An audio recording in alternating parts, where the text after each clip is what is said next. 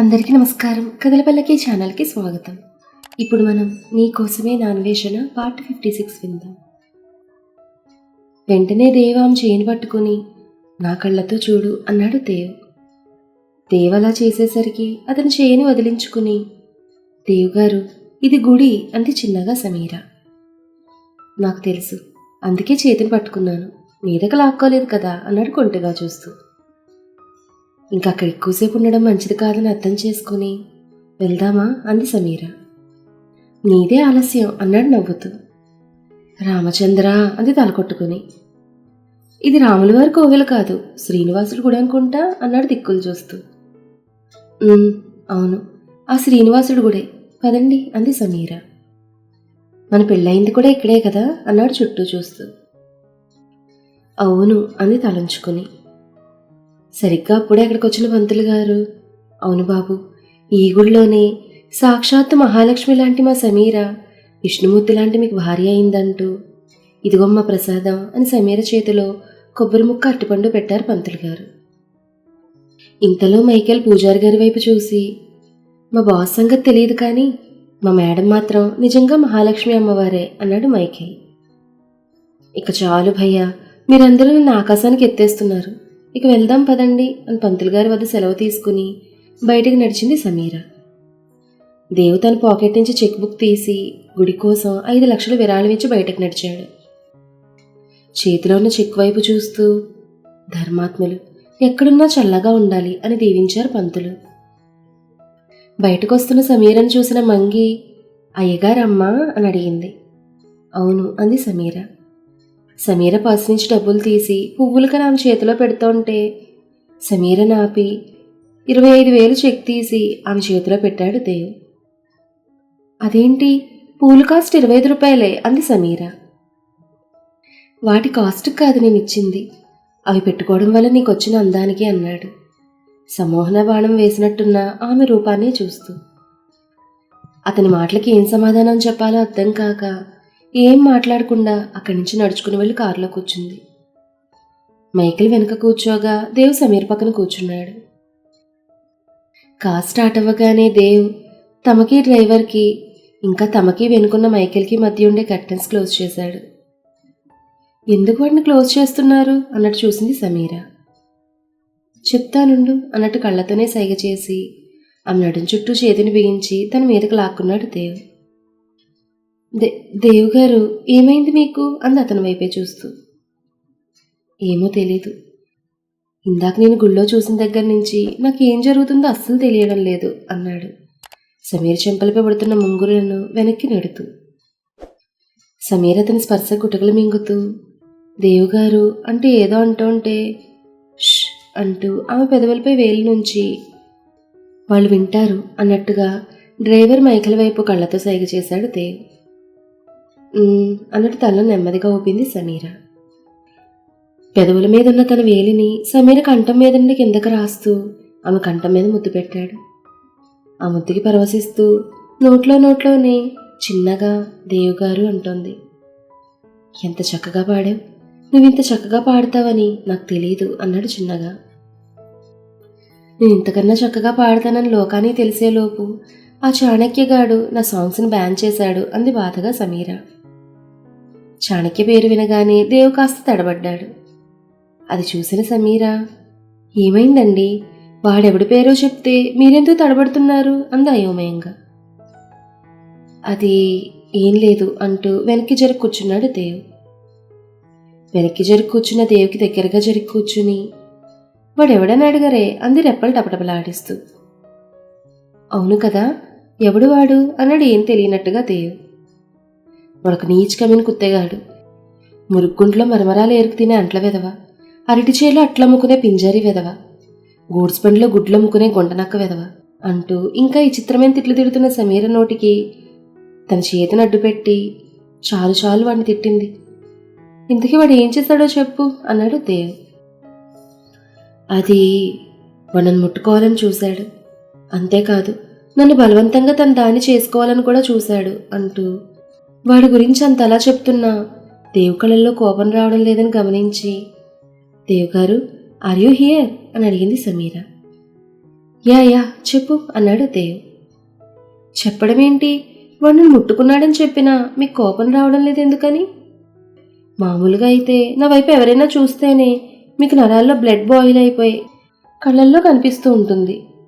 మరలాంటిది ఇంత చెప్పినా అంది అనుమానం కొడుతుంటే. అదేం లేదు, నాకు వాడి మీద కోపం వస్తుంది, కానీ ఇంకా ఏదో చెప్తున్నావని వింటున్నాను అన్నాడు కవర్ చేస్తూ. చెప్పడానికి ఏముంది, వాడికి నేను దక్కలేదని నా సాంగ్స్ ఆల్బమ్ మధ్యలోనే ఆపేశాడు. అంతేకాదు నా చేత 10 లక్షల పెనాల్టీ కూడా కట్టించుకున్నాడు. కోర్స్ ఆ పెనాల్టీ మూలంగానే మీలాంటి మంచి వ్యక్తి నా జీవితంలోకి వచ్చారనుకోండి అంటూ దేవు మెడ చుట్టూ చేతులు వేసి హత్తుకుంది సమీర. తన మెడ చుట్టూ చేతులు వేసి హత్తుకున్న సమీర నడుం చుట్టూ చేతులు వేసి తన దగ్గరికి లాక్కుని, సరే అయితే ఇంత మంచి చేశాడు కాబట్టి వాడిని వదిలేద్దాం అన్నాడు దేవ్. అంతే. దేవ్ వైపు ఆశ్చర్యంగా చూస్తూ, మీరేనా అని అడిగింది సమీర. నేనే, ఏ నమ్మకం కుదర్చాలా అంటూ సమీర పెదవుల చివర చిన్నగా ముద్దు పెట్టాడు.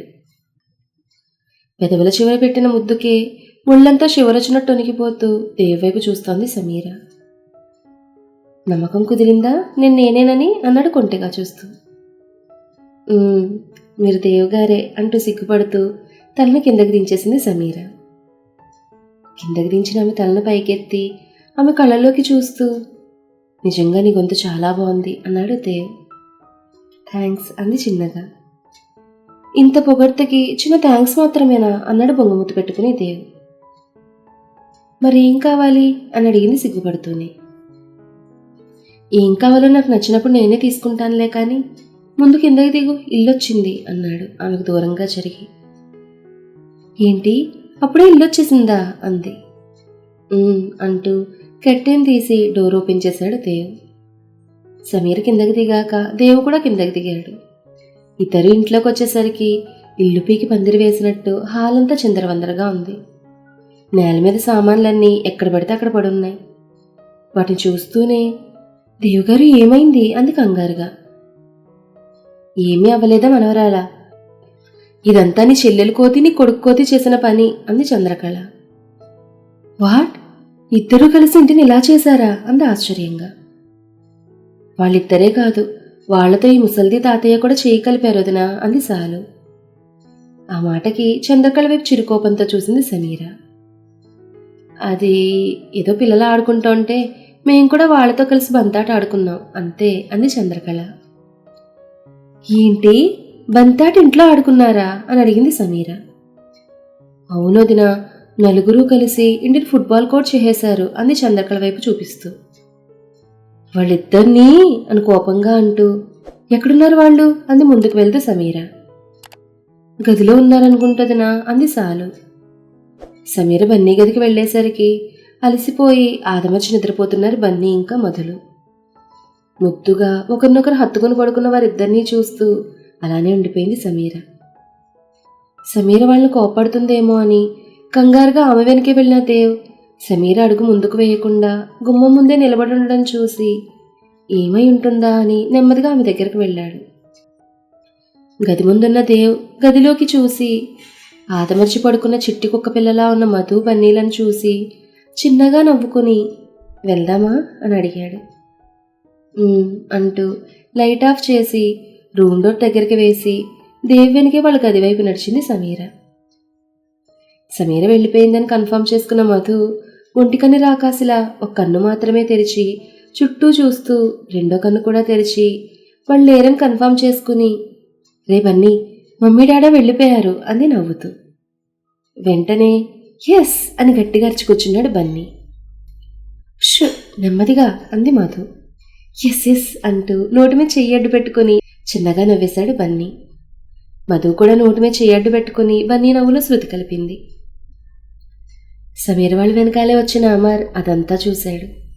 చూసి, ఓహో, ఈ రాక్షసుకి ఇలాంటి టాలెంట్స్ కూడా ఉన్నాయా, ఈవిడ గారి పని ఇప్పుడు కాదు, సమయం వచ్చినప్పుడు చెప్తాననుకుని అక్కడి నుంచి వెళ్ళిపోయాడు. గదిలోకి వచ్చిన సమీర ఫ్రెష్ అయ్యి వచ్చి బెడ్ మీద పడుకోవాలనుకుని ఏదో గుర్తు రావడంతో గది నుండి బయటకు వెళ్ళిపోయింది. అది చూసిన దేవ్ ఎక్కడికి అని అడిగాడు. బన్నీని తీసుకురావడానికి అంది సమీర.